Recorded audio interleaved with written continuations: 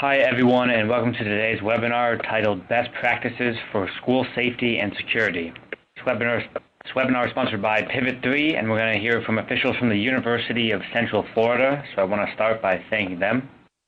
My name is Zach Lynn. I'm a senior editor with Campus Safety. I'll be moderating today. Before we begin, I'd just like to let everyone know that if you're having problems hearing, you can adjust the audio controls in the bottom left of your screen. There are options to listen over the internet or over the phone. You can also ask questions using the chat box on the left of your screen. You can use the first tab for general questions about today's content, because we're going to do a Q&A at the end of the presentation. And then all technical questions you have should be sent to our webcast producers using the last tab with the number 2. So let us know if you're having any problems. We'll do our best to help with those. And finally, before we get into the presentation, I wanted to mention that we've got a few downloads that you can get from clicking the folder icon on the bottom right of your screen. We've got a couple documents explaining the importance of Pivot3's hyper-converged infrastructure in the educational environment. And you can also download the full PDF of these slides, so you can review those later as well. Okay, now on to our presenters. Today we're going to hear from Brian Kraus. Brian is the Eastern U.S. Surveillance Business Lead at Pivot3.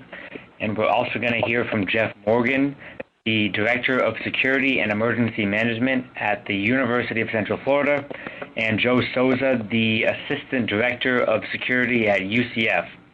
So I'll hand it over to Brian now and let him get started. Thank you, Zach. Good afternoon, everybody, and thank you for joining. Appreciate the opportunity to talk today. As Zach mentioned, I'm the surveillance business lead for Pivot3 here in the Eastern U.S.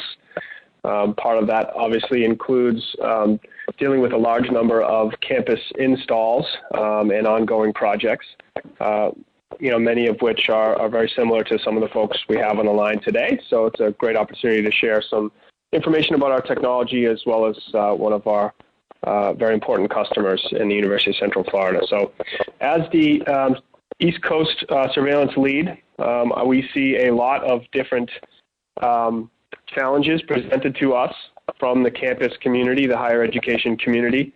Obviously, campus security is a very critical issue. It has grown tremendously in importance over the last 15 or 20 years in particular, as many of you all can relate. This is driven largely by the evolving nature of physical campuses and the types of threats related to the obvious things like shootings and violence and offenses of different violent natures. From an emergency management perspective, there's a lot of demand on the security resources on campuses to manage things like hurricanes, which our guests today have unique experience with. But we also see, high demand for security resources to control things like vandalism and property damage, theft on the campus. We've seen the security of the campus evolve from a largely public safety sort of forensics function to now a proactive retention and recruitment function. Many of you probably have had the opportunity to meet with parents over the summer months to present to them the campus safety plan of how you're actually keeping their children safe while they're students at your organization. So the very nature of security on campus has evolved, and the challenges and the technologies that folks are deploying has evolved equally to help address that. We see some of the pressing requirements on the technology side of things changing in the fact that most of the campuses are expanding geographically. We've had an ongoing privacy issues with how many cameras, for example, are too much, how much technology is too obtrusive. We see the different nature of the real estate on the campuses with large venues, sports arenas, large crowds, so on and so forth. And of course, everybody wants access to these technologies from any device that they would prefer to use, and nobody has the budget to spend as much as we wish they could on it. So that being said, we see a number of trends develop over the last few years in particular. 9 out of 10 campuses have security cameras today. 4 out of 5 have expanded their networks or continue to expand their networks. This could be a mix of both adding endpoints or upgrading legacy technology to new technologies, which creates a data environment impact. 20% have currently already delved into the body camera market, with about 15% more roughly experimenting or considering. We see that as a technology use case, video use case that is climbing probably most rapidly. And we see an increase in public and private partnerships to try to help offset costs and abilities of the first responders. All of this has led to a fairly predictable explosion in the amount of actual video data that's been created by campuses. Statistics are showing we are currently on pace to double the amount of video data being retained by users of surveillance networks about every 3 years. Which is pretty staggering when you think about it. So it's a very big challenge, but it's not just the data set growth that presents a big challenge for most customers and campuses in particular. It's the very nature of the data itself. Video is unique. Video does not behave like other data sets inside a campus data center that the CIO and those teams are managing day to day. Performance is measured very differently.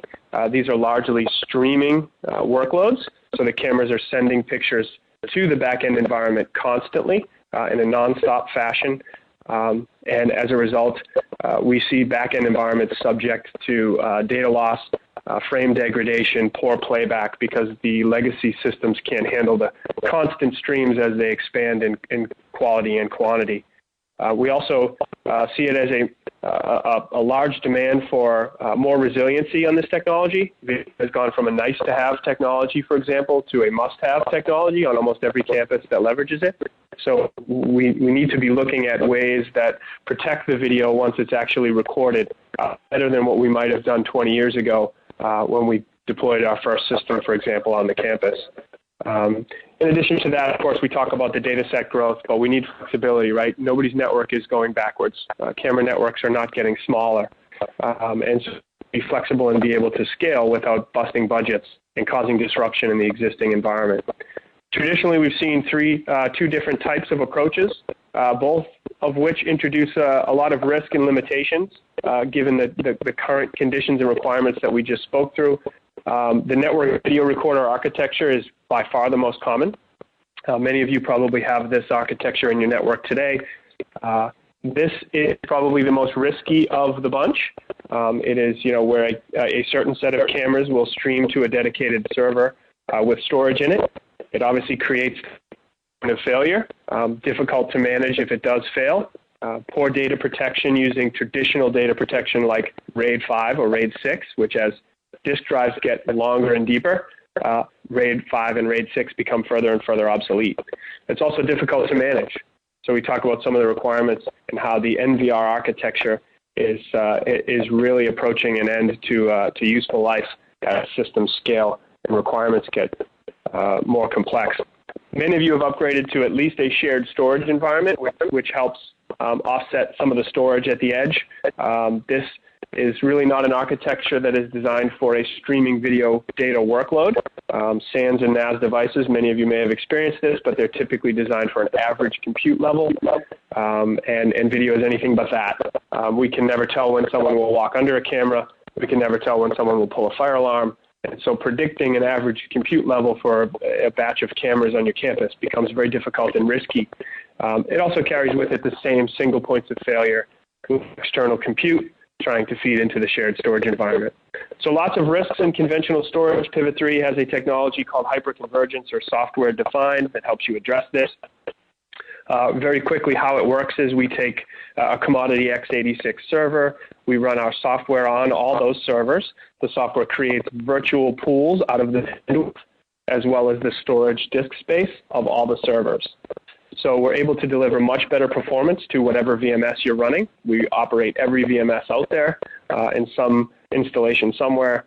Obviously, we have a lot of experience with the Tier 1 VMSs in particular, but our ability to deliver pooled bandwidth and pooled storage to that VMS helps us outperform traditional architectures. We reduce risk because we are a virtual platform that allows for virtual failover. So your system will never be down. If something happens to a device, an appliance in your back-end infrastructure, we simply remove any virtual machines running on it and relocate them to healthy nodes. It's very scalable. It's dynamic, virtual resources. So, of course, you plug in a new node, and the whole cluster grows dynamically. And because it's based on commodity x86 hardware from either Dell or Lenovo, we're able to keep costs low and drive out complexity because we move to a single pane of glass management that actually plugs right into vCenter if you're running vCenter on your campus today. So lots of great benefits from hyperconvergence that can deliver to your campus to help you reduce hardware, improve your resilience and your performance, and give you something that's much easier to manage and much more flexible in terms of the other applications you're running and the scale path that you might have for your particular campus. I mentioned one of our great customers, University of Central Florida, who's great to join us today. I'm going to kick it over to Jeff, who is going to talk a little bit about some of the challenges they've overcome on their campus, as well as some of the other things they got going on down at UCF. So, Jeff? Okay, Brian, thanks a lot. It's always very interesting to hear how Pivot3 works. It's very impressive, so appreciate that. So first of all, what I'd like to do is go ahead and thank Campus Safety and Pivot3 for this opportunity. So what Joe Sousa and I would like to do is kind of share with the group the path that the University of Central Florida took to really start focusing on security management and security systems here at our university. This particular slide here isn't really necessarily focused on or who I am or what I've been involved with or am involved with. What I wanted to share with the group on the phone is the fact that one of the main questions that we get after these type of webinars is, how did you fund these type of projects? Where does the money come from? Those are usually ends up being a lot of the main questions that we get from folks.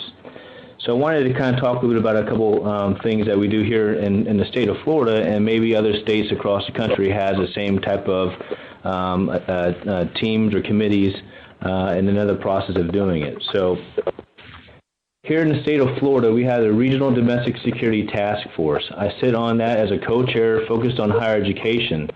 And in the state of Florida, we have 7 different regions, and I sit on the Region 5 as a co-chair, focused on our region when it comes down to K through 12, higher education, and just really focusing on our education sector for Central Florida. The other group I want to talk about is what we call the State Working Group on Domestic Preparedness. On here, we have a Campus Security Committee as well as a Critical Infrastructure Committee. I'm a voting member on both of those committees. So the way these two work is when the Department of Homeland Security gives the state of Florida grant funds, it comes in through Tallahassee, and then the Regional Domestic Security Task Force at the state level and with the state decides how these funds are allocated throughout the state of Florida. So the local Regional Domestic Security Task Force submits projects to the State Working Group. The State Working Group receives those type of projects that are being proposed, and they rack and stack and they select which projects get funded from the Department of Homeland Security grant funds. So if you have this process in your state, it's probably a good idea to try and learn about it and try and find out how you can get involved in that process so you can help secure some funding to help move your university towards enhancing and bringing on new technology for security at your location. So what I'd like to talk about also is a little bit about UCF. So UCF is one of the largest universities in the country. We are, in fact, UCF's population ranks higher than 30 of the 67 counties here in the state of Florida. Our university hosts many special events on campus. From basically every high school graduation here in Central Florida goes through our arena. We host multiple football games, concerts. We've hosted the President of the United States, both Obama and Donald Trump. And also during the campaign process with Hillary Clinton, the First Lady at the time, Michelle Obama. So as you can imagine, as being a swing state, we have a lot of special events that we host here. Our stadium seats 45,000, our arena seats over 10,000, and then a lot of our special events has also been held outdoors as well. So those are some of the challenges that we have here when it comes to large events and how do we secure those. So some detailed facts about UCF are the fact that UCF, we have over 66,000 students, and some of which of those are international students. Over 11,000 of the students live here on campus. So we're definitely responsible for those individuals that live here day in, day out. We have 3 regional campuses here in Central Florida. We have a brand new downtown campus. We have some existing facilities there today, but we're also building and expanding an entire downtown campus. And we're very involved in the safety and security aspects on the design and how we build those facilities. We have a Rosen campus, which is a college of hospitality, and we have a Lake Nona campus, which is basically our medical campus. We are looking at even building a teaching hospital at that site. So the University of Central Florida is continuing to grow. So it's one of our challenges that we have when it comes down to what kind of technology we utilize, what kind of security we have. And like Brian mentioned on the video aspect of things, we're going to continue to increase and record more videos as we kind of go down the road for the future. So real quickly, a little bit about our department. Our department is the Department of Security and Emergency Management. We report to the Public Safety, the AVP of Public Safety, who happens to also be the Chief of Police, but we're separate from the Police Department, and that was by design. He reports to our VP of Administration and Finance, who is our CFO, and who reports directly to the President. So as you can imagine, when we have any type of law enforcement issue, disaster emergency, or security issues, we have very close reach to the President and the Vice President for any type of support that we need to gather from those individuals. To the right, you'll see our logo as well. It's very important that all of our vehicles, all of our equipment, it helps us with the branding aspect of it, but more importantly, it helps with our local partners as well. So when we show up to scenes or they show up to our campus, they recognize our vehicles and our equipment with our emergency and security management logo that we utilize. So a little bit about our campus here. Back in 2007, the university focused on hiring a dedicated emergency manager. So I was the first dedicated emergency manager for UCF to kind of address emergency management just by itself. Since then, since 2007, we've hired 5 emergency managers. We have a plans and programs coordinator, a training and exercise coordinator who's also a certified FEMA instructor, logistics and administration, so this is where we get our equipment, this is how we pay for things, and how we track documentation, and also warning communications. For those that are from a university community, you know we had to deal with Clery Act, mass warning, mass communication systems, and those type of things. So we have a dedicated coordinator just for that as well. Back in October, UCF became one of 4 universities in the country to be EMAP accredited, which is a huge accomplishment. It was something that took us over a couple of years. But at the same time, as we kind of was wrapping up the emergency management program, one of the things that the university needed to focus on was also security management through this entire process. So one of the things that we did do as a university was we did build an emergency operations center. So we have a dedicated facility here just for emergency operations. This particular building has a lot of hardening. We have it's what we call a hot emergency operations center. Basically, every workstation inside the EOC has a computer, has a phone. So when these individuals show up during an emergency situation, all they have to do is sit down and start going to work. So we have we've modeled our emergency operations center just as our city and our county emergency operations centers look. So we utilize the same language, the same information, and the same layouts. So we're all on the same page, even when we need support from other folks.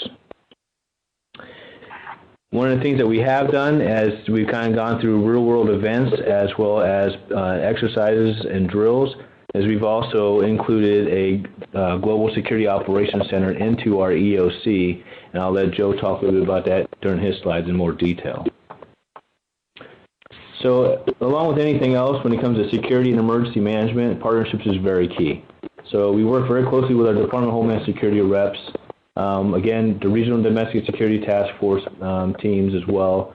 And we do our own threat and vulnerability assessments here on campus. We have the FDLE, our Florida Department of Law Enforcement, and our Department of Homeland Security reps help us with our vulnerability and assessments, threat and vulnerability assessments at UCF. And when they help us with those type of assessments, we put that data into what they call IP Gateway, which the state requires us to do when we want to ask for grant funds for any type of target hardening or mass communication projects here in the state of Florida. So with those type of partnerships, it also helps us vet the projects that we submit to the state for funding requests. But at the same time, even if they're not funded, is data and information that we collect, and then we brief to our senior leadership on some of the gaps that we've identified, and then come up with some recommended solutions for those gaps. So one of the things that we had to deal with in the past was the fact that we knew as the university grew very quickly that there was really no dedicated individual focusing on just security management by itself. So as departments grew, deans and directors and architects decided what systems went into what locations. As you can imagine, that resulted in some kind of a disparate system. And it was something that we were aware of, but it took this Tower 1 incident back in March of 2013 to really highlight the importance of having a dedicated security management team to do that. So again, it highlighted a disparate system that we had here at UCF. It also highlighted that we had no central control and oversight of security systems, so we needed somebody to pull video camera feeds for us for a particular situation. It would be very hard, or sometimes even impossible, to contact individuals to get that information from those folks. And hopefully the servers was recording what you wanted it to record. So it was kind of out of our control when it comes down to the public safety aspect of it. It was more in the IT world at the time. So these were things that we highlighted as a large challenge for us. One, because of how fast the university was growing, we didn't have a dedicated single point of contact for security management. So when we went through construction, design, and people asked for security enhancements, it was being done by vendors. It was being done by folks that didn't really work in the security management field, and that led to some large gaps here at UCF. We hired a third-party assessment to come in here and kind of look at our systems as a whole. And again, what was recommended from our third party was that we needed to hire a dedicated security manager and have that individual be responsible for consolidating, fixing, and taking the university in the right direction on where we need to be. The chief and I both recognized that we wanted security management separate from law enforcement. Law enforcement is separate from security, so we needed, and we knew that there are people out there with the right credentials, the right experience, and to be able to focus on just security management issues. So with that being said, I'll go ahead and introduce Joe Sousa and let him kind of share with you on where he's taken us from March 2013 to today. Joe? Thanks, Jeff. So to go over my background briefly, I've spent over 25 years working in security, most of it in physical security. However, this is my first job in higher education, and I came on board in December of 2014 as a direct result of that gunman incident that Jeff just mentioned. For those of you that aren't familiar with that incident, UCF was fortunate that the gunman, he had a plan, he had many weapons, he had improvised explosive devices. He started to execute his plan, and he had replaced the magazine in his rifle with a higher capacity magazine. When he went to pull the trigger to shoot his roommate after he pulled the fire alarm, it jammed. So it wasn't until after a cumbersome response with no access to security cameras did that really come to light. One of the things I've realized in my career is I've faced the same challenges everywhere I've worked. Being able to keep up with technology or getting the funding to keep up with technology, having standardization across your organization, having upgrading your legacy systems as they age, and having adequate security staff to get the job done along with budget is always the challenge. So what I'd like to go over is the journey that I've had at UCF and talk a little bit about what I've encountered, what we've done. We're a small but lean team here at UCF. It's myself as the assistant director, and I have 3 people that work for me, one in cameras, one in access control, and one in contract security guards under Jeff's leadership.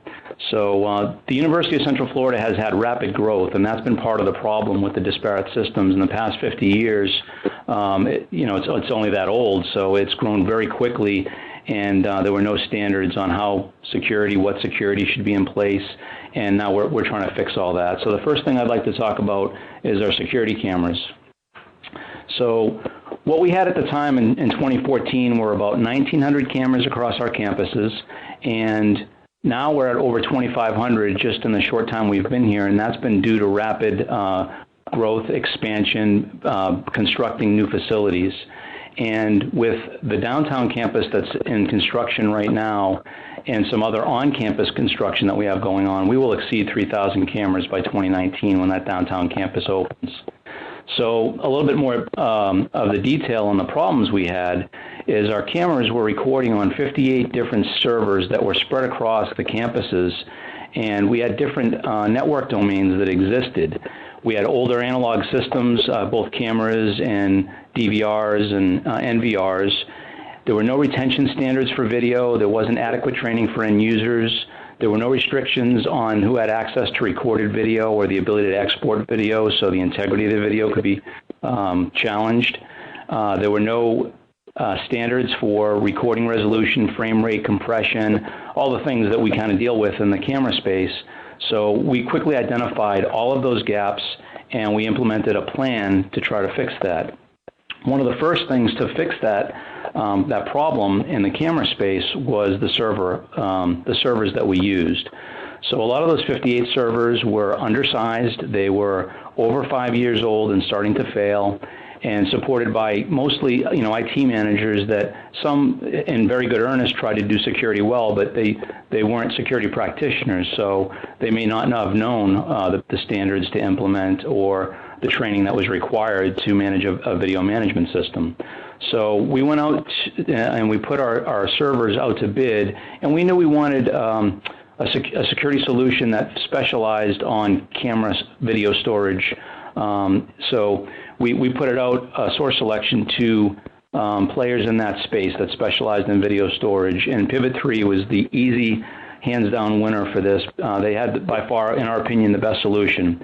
We partnered with our IT teams on campus and some end-user representatives in our department to go through the vetting of this source selection, and then in choosing the right location where to put the servers was very important to us. So the picture on the lower right is our College of Sciences. It's our data center. The advantage of putting the servers in a data center is you have backup power. You have UPS power and generator power for that environment. We have redundant air conditioning systems. We have 24/7 staff that support the data center, and it's a secure facility. So we put it in the right location, which added to the capability and redundancy that Pivot3 already offers, and now we have a robust solution that's in place. We have two other Pivot3 systems. We've purchased one for our downtown campus that we're about to implement, and then we have a third system that we believe we're going to use for our license plate readers, which I'll talk about very briefly. Other important parts of our security program include bench testing all products that we put onto our network, because we're all network-based now.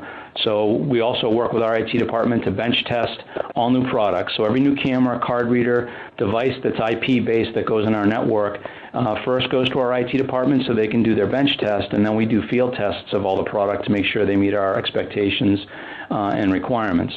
From that, we developed an approved product list, and as I mentioned here, we've leveraged quite hard not only on Pivot3 as our server solution. We're primarily using access cameras in our spaces, and we've recently started using Oncam for their 360-degree cameras, which we think have saved us a lot of money by putting fewer cameras in locations where we had to cover with multiple cameras, and I'm sure many of you are doing the same thing to try to get better coverage in all areas with lower cost. We also upgraded our video management system, so we were using Milestone, but we were using 3 different versions of Milestone. None of them were their most robust system, which they call corporate. So we made a financial investment to upgrade all of those systems to the corporate platform. So that's a little bit about our camera space. Next, I'll talk about our access controls. So on campus, main campus, we have over 12,000 doors alone. So the picture on the right is just one of our stadium views of our our towers dormitory. This is where the gunman had resided in one of those 4 towers.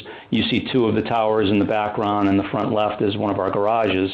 But that's just an overview of how big we are. We had many different ID types that we're using on campus with many different legacy systems. So those different ID types introduced, challenges with having proximity cards, I-class, magnetic stripe. We had physical electronic keys, and our legacy systems and our lack of automated systems made us have a heavy reliance on our contract security guards locking and unlocking buildings every day. And we have over 220 buildings that we're responsible for. So with only a percentage of those having perimeter access controls automated, there's still a manual labor that has to take place to secure those facilities every day. The other challenge we're faced with having to use guards to lock up buildings is they can't start until after classes are over. So they start for our campus after 9 p.m., and then they lock everything up, they check it throughout the night, and then they have to start unlocking campuses to really get them open for 6 a.m. for classes that start as early as 8. So there's that area of vulnerability where you haven't locked the building up after classes should be over. We don't have the ability to lock down in the event of another active shooter or a situation that would require a campus lockdown. It has to be done manually for those buildings. So we're trying to get better in that space.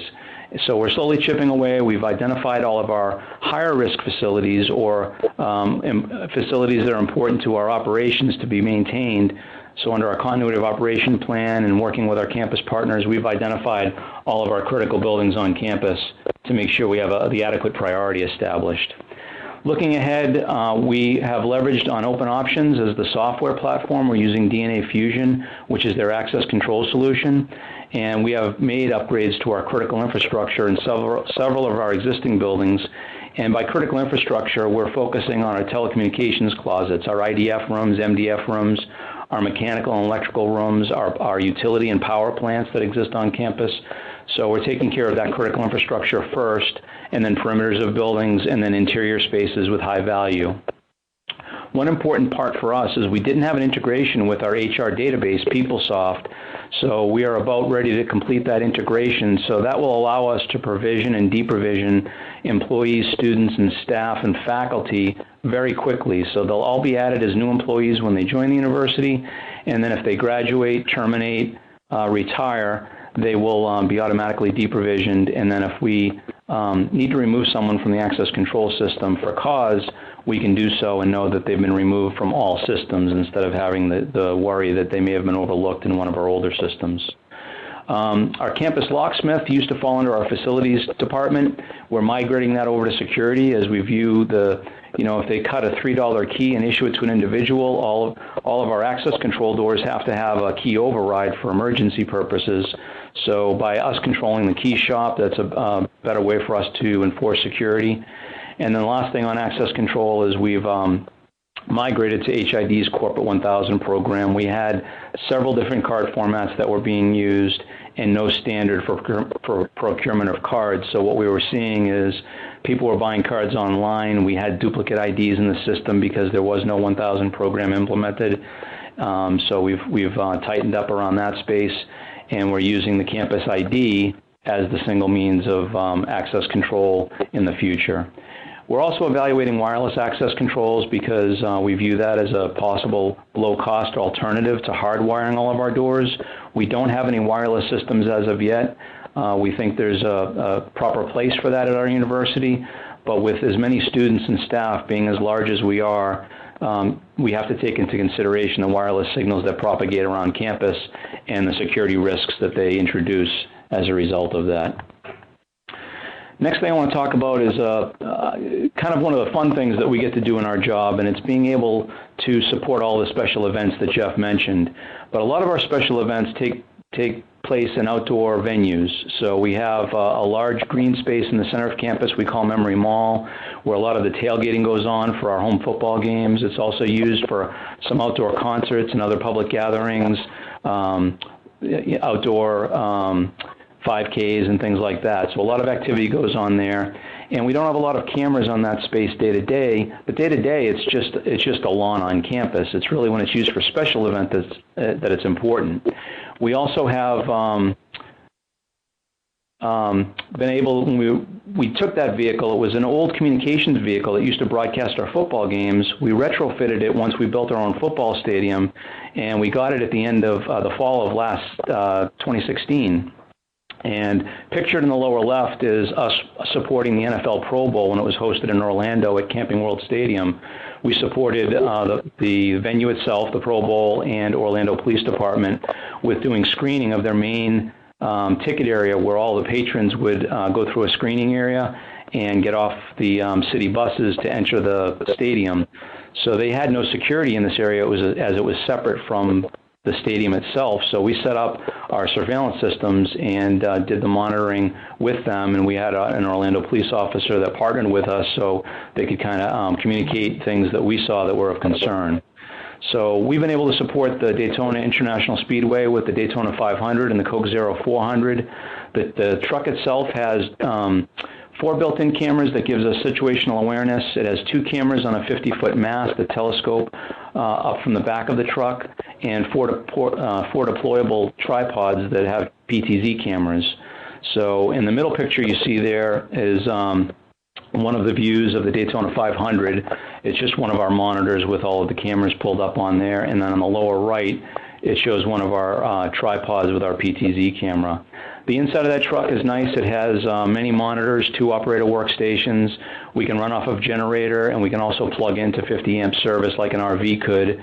And it allows us communications capability between our emergency management mobile command trailer, and we can issue out iPads to the incident commander, whether it's the police chief, fire chief, or if we're doing unified command, so they can also see what's going on either through the use of an iPad or an external monitor that's on the side of the truck, which is not shown in that picture. It's a great asset. It's not one that many universities have. We fabricated it very effectively as far as budget was concerned, and it's a great asset that we really have at our disposal for our university, our state university system partners, and our local law enforcement partners. The next space we're jumping into is license plate recognition systems. So, as many of you know, there's great value in being able to do plate captures on a campus environment, and we see it as a force multiplier for the University of Central Florida. What we're doing with this plan is we will have our dispatch center. We have a full 911 dispatch center for our police department. They will be able to, when we read plates, and on the right side you see a map of our main campus, and we have 6 main entrance points for the main campus. So we're going to put cameras that will face inbound and outbound on all of those entrance-exit lanes for the university, and capture every lane of traffic for hopefully catching bad guys before anything bad happens. So the thought is we'll capture all the plates as they come onto campus, and we'll focus mainly on, be on the lookout for stolen vehicles, wanted persons, and the vehicles they have registered to them. So we've completed the procurement. We're about to complete our installation very soon, and we partner with Seminole County Sheriff's Office here in Florida. And we went through a source selection to decide on which vendor we were going to choose. We ended up choosing NDI Recognition Systems. They're a global provider of license plate technology, but to our benefit, they have their U.S. headquarters right 20 minutes away in Winter Springs, Florida, which just makes it convenient for us. That wasn't why we chose them, but it's a nice benefit having them so close. So we intend on installing fixed cameras, as the top left picture shows, on our campus, and also vehicle cameras on our parking services fleet, which is the lower left picture of our pickup trucks that our parking services team uses. They will scan throughout the day all the parking lots and do plate reads, but they won't be looking at any law enforcement data. They'll be looking at their parking registration lists and looking for basically paid permits, but they pass every plate read through to police dispatch, and if it's a wanted vehicle, police dispatch would become alerted, and then they can take prompt action on that. So we're very excited to go down this path, and we're working right now to complete the installations. Some other things we touch on, other roles that we have include our contract security guard management, which I talked a little bit about. We're very involved in new construction. So we've constructed over 17 buildings since I joined in 2014. They're either they've been completed or they're in construction right now. So that's quite a monumental task. Most security professionals are lucky if they get to be involved in the planning and construction of a building in their career, and in here we've already been involved with this many. So what that means is we're involved with our facilities team, the architects, through the design and implementation of security systems. We're creating standards of how new buildings should be constructed, what technology should exist, making sure we put up access controls, cameras, and other security technologies that are important to us in these facilities. And we've been very successful at doing that. So that'll come most important for our downtown campus, which currently the campus that they're constructing is in one of the more crime-ridden areas of Orlando, which they're going through a revitalization with this construction. So we know security will be an important part of that. Other things we work on for minor projects, we have, in addition to the construction of the buildings, we've been involved in over 100 projects to install new cameras or access control to existing buildings and developing those standards. And then we got involved in the drone business as a university because there were many entities that wanted to fly, no governing office that was responsible for drone flights, and we started to get involved as a department for emergency management, security management, most heavily when Hurricane Matthew came through last year and Hurricane Irma this year. We recognized the value of doing pre-storm flights and then post-damage assessment using drones. And then we've learned that many entities on UCF are using them for research, education. Our student groups want to form a racing league. So someone had to take control of allowing drones to be flown, under what conditions. So that fell to our office, and we're glad to do that because it's pretty exciting to be involved in that. Going forward, we're looking at the threats that exist. You know, Las Vegas just happened. We've seen vehicle used as an attack weapon in many instances between the U.S., Nice, France, Berlin, Germany, London, Sweden, Spain, Canada. So it makes us continually evaluate our security posture and come up with long and short-term plans. So we've evaluated, as many of you probably have, you know, the traditional systems for bollards and barriers, and we're looking at those as well, looking for funding opportunities through grants and other low-cost solutions like using our UCF buses or partner buses from the local transportation agencies to use to block off soft targets during a football tailgating event or crowds for another event. So we're always looking to adjust. And we do have the strong partnerships that Jeff spoke of, including our UCF Police Department, our Central Florida Intelligence Group, and our other universities that we partner with at the U.S., the theme parks that are nearby. We know all the folks that work there and work in security, and we're aware of the threats that exist. So we try to partner as a larger security community. We're building a global security operations center, which is almost complete. The pictures shown on the right are a rendering of what that may look like. It wasn't quite done to take actual pictures of it, but it looks very similar to that. We'll have a large 4x2 video wall with 55-inch displays that we'll be able to bring in all of our security cameras, access controls, monitor our guard services, keep track of our international students that travel abroad. We have about 3,000 that go annually. And during every terrorist event or natural disaster that's happened in the past 3 years, we've had students in country that we, as a university, struggled to find out quickly whether or not they were okay. So this center will give us that technology and capability, and we converted over our old media briefing room because it was hardly used at all. And we have the benefit of being in this emergency operations center with all of its redundant power and data and communication lines. So that's a quick summary. I know I covered a lot of topics in a short amount of time, but we've done a lot at UCF. We hope to be, partner all of you, and if ever a time arises that you need to find out a little bit more detail on how we did it or have ideas for maybe doing it a little bit better, we're always open to those. So thanks for listening, and at this point, I'll pass it off to Zach. All right, thanks a lot. And as promised, we've got some time for audience questions here. And I'll start with one for Brian. Obviously a little bit speculative, but what do you think video technology will look like on school campuses in the next 10 years? Thanks, Zach. Well, I think the critical consideration to at the forefront is integration. So not only do you hear folks like Jeff and Joe talk about the proliferation of the different types of solutions and applications, but really the ability to integrate them all, to use them to make better decisions, either real time or predictively or reactively. So I think integration and openness from a technology perspective that's going to allow that integration is probably the most common thread for all the discussions that we have today. All right. And now I'll direct this one to Joe and Jeff. Jeff, you can start, and Joe, feel free to add on. It seems like the IT and security departments of schools are beginning to overlap more and more. What are some strategies you've got to help them work better together? That's definitely a good question. You're right. As technology is coming along, we can't do without IT partnerships.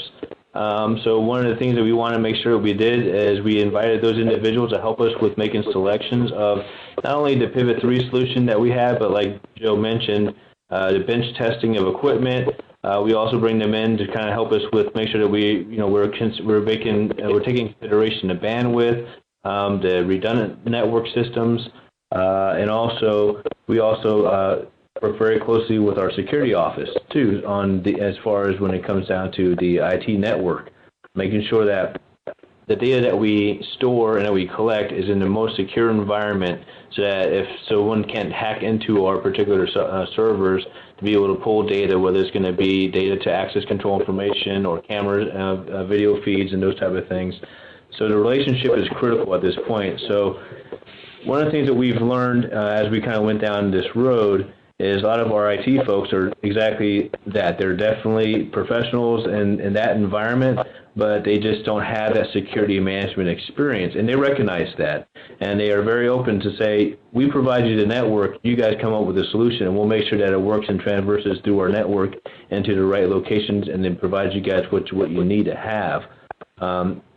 So they're very happy that we had a dedicated security management team to help us focus on those kind of things, because in the past, when someone's iPhone or something got stolen and an IT individual provided that recording to a police officer, that individual would be subpoenaed and then would have to go to court and be part of that process of handing over the video recordings to law enforcement and talk about that process on how they gathered it.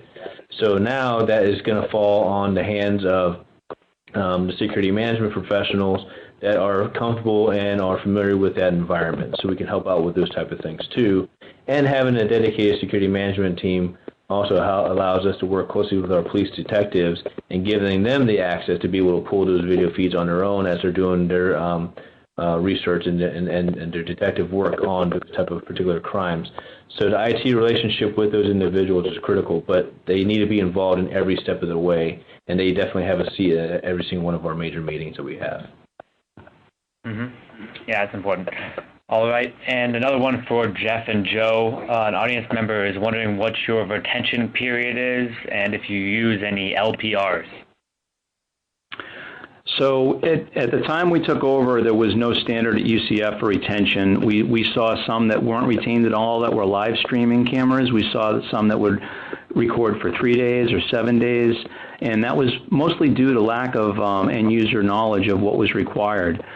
We've established with our Pivot3 system a 30-day retention policy, which meets Florida Sunshine laws, and we can exceed that as well. We have plenty of room in that server environment to keep data longer if it's maybe video that's part of an investigation or may go to trial and we need to evidence lock it, which our software can do, and provide that integrity for the video. So it's really a 30-day standard that we're using right now. And as far as our LPRs, I talked a little bit about that. We aren't sure if we're going to host through our sheriff's office or if we're going to host our own solution. That's one of the final pieces we're trying to resolve right now. There's some benefits of doing it each way. If the sheriff's office ends up being the hosting organization for us, they get access to every live capture that we do on a plate, and they can take immediate action on that. And for example, if it's a vehicle that they're looking for, as soon as we scan it, they would get alerted because it's in their system. Our computer-aided dispatch is also through our Seminole County Sheriff, so we'd be able to leverage on some of the benefits of that software. So we'll see if we end up hosting it. If we end up hosting it, we'll be using our Pivot3 environment to store those plate captures as well. Okay. And someone else is wondering if anyone has any recommendations about the ways to locate funding opportunities for grants to improve emergency management or security. Well, we spoke a little bit earlier about trying to identify how the state disperses the Department of Homeland Security funds that come through from DHS to the state. We talked about how the state of Florida does that. But I can tell you one of the things that's been very beneficial for us here at UCF is not just for grant funding overall, but we do a lot of exercises and we do a lot of drills. Exercises and drills will identify those type of gaps. And when you identify those gaps and you put it in an improvement plan, and we provide that to our executive policy group, and we brief them on some of the gaps that we've identified, then they're able to help us prioritize the importance of funding those type of projects as we kind of go throughout the academic year. So, one, we utilize training, exercises, and drills to identify gaps and ask the university to consider funding these type of projects. We provide them with solutions, we provide them with estimates, and we provide them also with the risk and liability as if we don't do something like that. Number two, we do go out there to the state and we request, we work with grant funds through the state process. Now, as I was talking this through, I just remembered also one of the things that Joe and I are doing is we're building very close relationships with a lot of our professors here on campus. It's amazing how many grant funds comes through the university that may benefit your security program. For instance, we had one professor receive a $5 million grant, but he had partnered with our Orlando Police Department on doing camera analytics. So we missed a boat on that particular project. So now we're working very closely with that professor to say in the future when you put in for these type of grants, let's keep that money internally and see how we can utilize those grant funds and do that type of research here at UCF. So you may want to reach out to some of the local folks that are even on your own campus that may have the ability to provide some grant funding as well.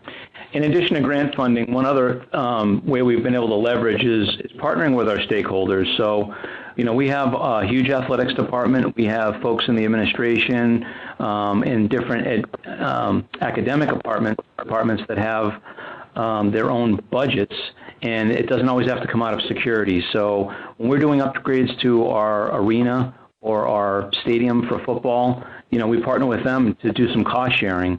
For academic projects and classroom upgrades, you know, we've leveraged on internal processes. We have this thing called tech fees where students get to use a certain pot of money that exists for upgrades that the student population votes on, and we're able to use some of that money to protect the equipment. So it might be a classroom upgrade, projectors, other technology that they want to put in, and we've been very successful in getting either matching dollars or adequate money for security. And then our facilities department also does a lot of fund matching for us for capital improvements to existing buildings.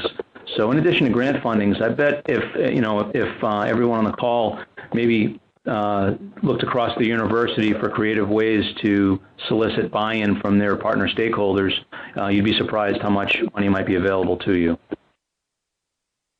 Yeah. All right. And another audience question, have Jeff and Joe, have you guys considered using iris scanners for access control?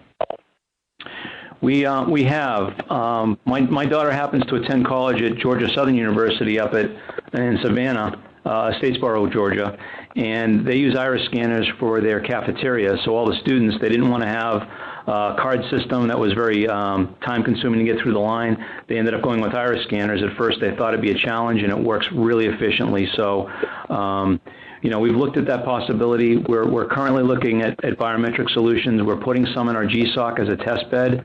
We're going to start with fingerprint scanners.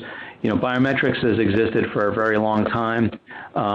We're looking for different applications for different business cases. So our data centers, we may go to an iris, we may go to facial recognition, we may go to hand geometry or thumbprint. But it's kind of new space for us, so we're trying to lock down the campus as a whole using traditional methods and card readers and access controls. and then those more critical spaces, having things like two-factor authentication or biometrics that are used to protect those. Okay, and Brian, somebody's wondering how compatible is this platform with other brands of equipment? Yeah, it's a great question and one that comes up often. So another great thing about Pivot3 is that it's an agnostic platform. So many of our customers come to us and say, I've got a certain area of the campus with cameras, for example, that are very important and that we can't lose visibility towards, or that the data is very important. Let's start with those. We become a virtual iSCSI SAN for the environment, and you can phase it in over time. So if you have those critical cameras that need to go first to stay always up, we can do that. And then you can build upon the environment and scale it one node at a time very predictably as you either retire old equipment or you expand and further develop your network. So it's very flexible for your particular plan for growth. Mm-hmm. Okay, and we've got time for a couple more questions. Back to Jeff and Joe, does your IBR work with you on identifying grants? I guess, could you define IDR? IBR, I'm not sure what it stands for either. I was hoping that was some university terminology that I did not know. But why don't you talk about any help you get identifying grants from anyone in the university outside of, the offices of emergency management and the security apparatus? Sure. So we have, and maybe it's the same type of terminology, but we have what we call the Office of Research Commercialization. And these are the folks that help manage the grants here at UCF. So when you receive a grant, these are the individuals that help you with the paperwork, and they have the ITBN and the other numbers that you need to have in order to put in for grants. So they do scan and search for grants, and we'll get emails every once in a while that says, hey, the Department of Justice is releasing potential grant funds for these type of projects. And if it's something that we could utilize, then we've definitely done that. I mean, I know in the past, we've gotten grant funds from the Department of Education. We've got about a $500,000 grant to help us with our emergency management program. So we do keep an eye out there on what's happening, on how we kind of do those type of things. We've got a lot of grant funds that's done cameras, access control, mass communications. So we've been very successful on getting grants, but definitely knowing where to look is important, but having those folks out there that can help find those and share those with you is important as well. But I hope that answers the question. Yeah, that's important. Okay. One more, and I'll direct this one towards Brian. For campuses with surveillance built out, sometimes over decades, how can this type of technology be phased in to capitalize on existing investments and network improvements? Yeah, so great question, and we just kind of touched upon that. It is not a platform that is requiring a rip and replace of your existing environment. We take a look at your roadmap for the technology, your prioritization of maybe certain areas of your campus, and phase it in accordingly in small chunks if we have to, or if you're lucky enough to get some of the grant funding and have a better roadmap, we can do it all at once. Great. I'd like to tell the time that we have for questions. I want to let our audience know that this presentation will be available on campussafetymagazine.com within 24 hours. And a reminder that you can download the PDFs, the slides to this, in that folder icon on the bottom right. So I want to thank Pivot3 for sponsoring today. I want to thank all of our presenters, Brian, Jeff, and Joe. And finally, I want to thank our listeners for joining us here. We hope this was an educational experience, and everybody have a great day.